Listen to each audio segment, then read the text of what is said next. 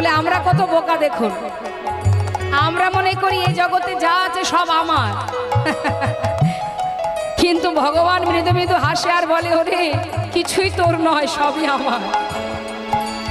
তুই শুধু দেখভাল করছিস, ম্যানেজারই করছিস। সময় হলে তোকে চাকরি থেকে সরিয়ে দেব, আবার আর একজন এসে সেখানে বসবে। তাহলে কে মালিক? আমরা মালিক না, মালিক তো সেজন। তার খেলনাগুলো কি কি কি নিয়ে খেলছে সে? বলছে মহাজন, আহা, তারকা রবি শশী খেলনা তব হে